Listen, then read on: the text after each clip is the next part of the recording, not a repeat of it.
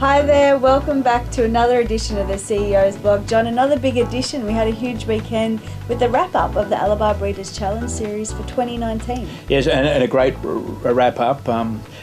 Good crowd on course at Riverina Paceway, and I compliment the club for being able to attract so many people on what wasn't the most pleasant days. Winter, what can we do really? But it was fogged in really. The rest of the district was all sunshine, but still a good crowd.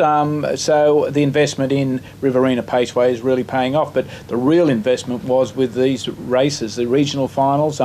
I'll repeat myself, a bit of conjecture leading into them, but we certainly got some great results.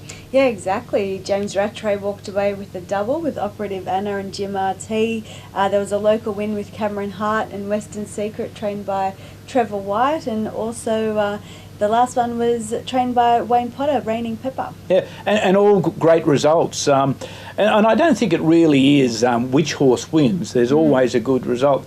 The group of people that with Reigning Pepper and Amanda Turnbull got the horse up the sprint lane, that group of people were so ecstatic and excited.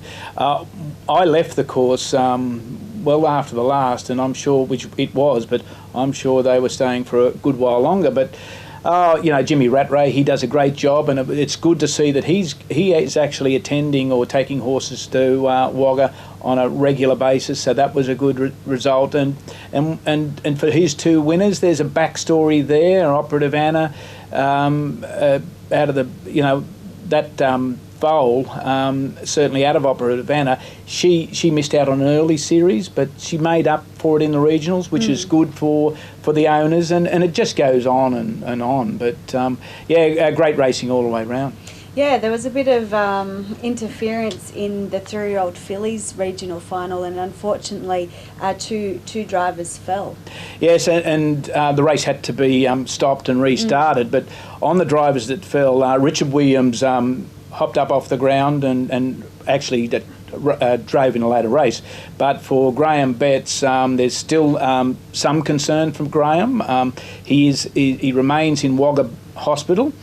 He will be transported to Sydney as soon as possible, and there'll be ongoing treatment there. But Graham's had a bit of a rough season. Yeah. He had a training fall last October, which caused some injury, and he had to come to Sydney. So, we wish him all the best. I'm in constant contact with Monica, his wife.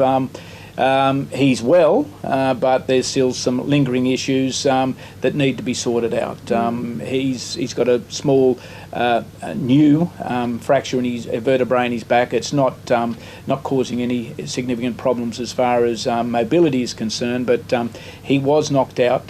His concussion was really something that I haven't seen before, and I was there talking to him. He has no memory at all of the day, basically. So for Graham, Monica and the girls, we're all thinking about them, and we'll keep monitoring that. Yeah, and Graham, his incident back last year, that he hurt his back on that occasion, didn't he? Vertebrae, a fracture in the vertebrae in his back.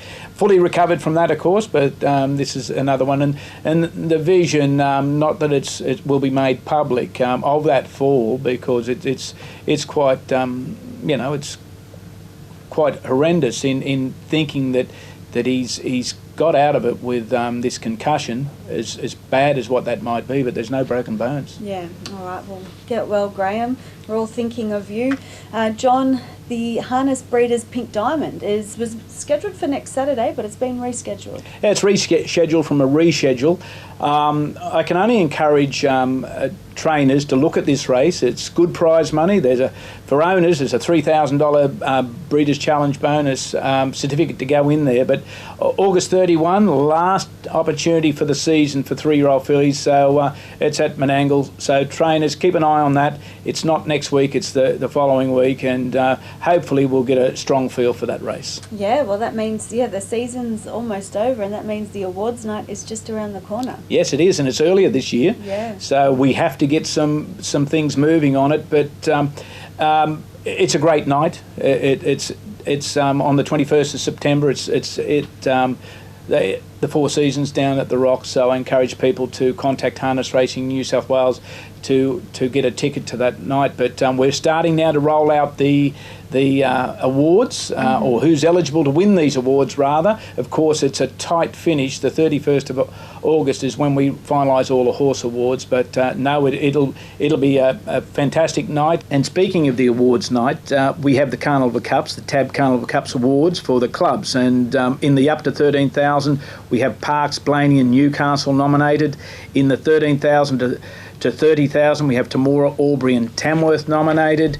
In the clubs with a feature race above 30,000, of course, we've got Bathurst, Wagga and Eugowra nominated there. But there's also the Best Community Engagement Club and the Best Fraternity Engagement Club to be handed out, and these are significant awards.